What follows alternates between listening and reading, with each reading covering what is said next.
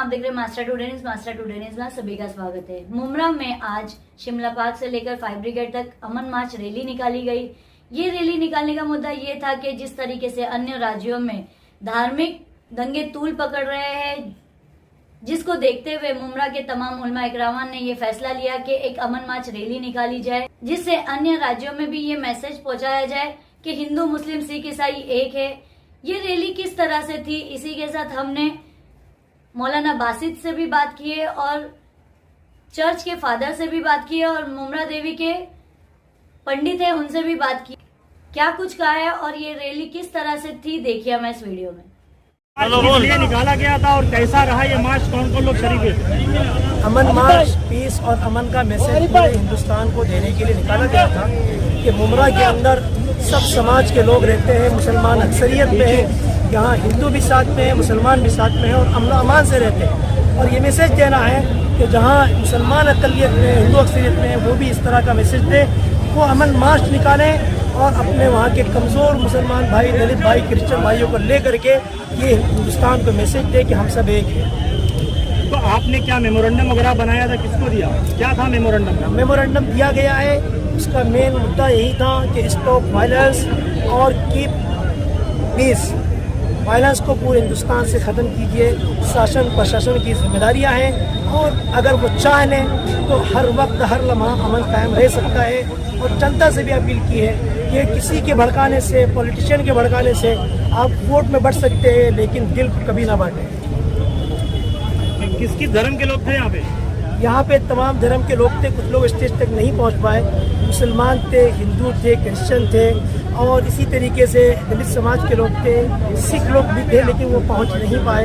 ऐसी तमाम मसालिक के जो मुसलमान में हैं, बड़े चार मसलक हैं, सुन्नी है, शिया है, देवबंदी है, जिससे उन तमाम लोगों के उलमा थे और बहुत ही मोहब्बत के साथ, एहतराम के साथ यह अमन मार्च यहाँ कायम हुआ है और इसका एक पीसफुल मैसेज हम पूरे हिंदुस्तान तक आपके जरिए से पहुँचाना चाहते हैं। मौलाना साहब, जिस तरीके से कुछ लोग नारेबाजी भी कर रहे थे, तो उन लोगों से क्या कहना चाहोगे आप? हमने शुरू में भी किया था, इंस्ट्रक्शन भी हमने जारी किया था कि सिर्फ और सिर्फ अमन का पैगाम देना है और अत्याचार के खिलाफ आवाज़ उठाना है। कोई ऐसा नारा कि जिसके जरिए से विवाद पैदा हो या कानून के खिलाफ वो नहीं देना है। इतने बड़ी भीड़ में हर एक के मुंह को बंद करना हमारे वॉलंटियर्स के बस में नहीं था, फिर भी पूरी कोशिश की गई। 99% हमारी कोशिश अल्हम्दुलिल्लाह कामयाब थी, हमारी वॉलंटियर्स की टीम कामयाब रही। हज़रत आखिरी सवाल, नफरती जहनियत के लोग अब प्रशासन में भी आकर बैठ गए, बड़ी बड़ी पोस्ट, तो उसके खिलाफ क्या कदम उठाए? प्रशासन से तो आप अपील कर ही रहे हैं, मेमोरेंडम दे रहे हैं, लेकिन हम देख रहे हैं कि एक बड़ा हिस्सा जब प्रशासन को हम ये मैसेज दे रहे हैं तो शासन में जो लोग बैठे हुए हैं उनके लिए भी यही मैसेज है कि वो इस बात को कायम रखें। आज अमन मार्च निकाला गया था, उसमें आप भी शामिल हुए थे, तो इस अमन मार्च को लेके क्या कहना चाहोगे?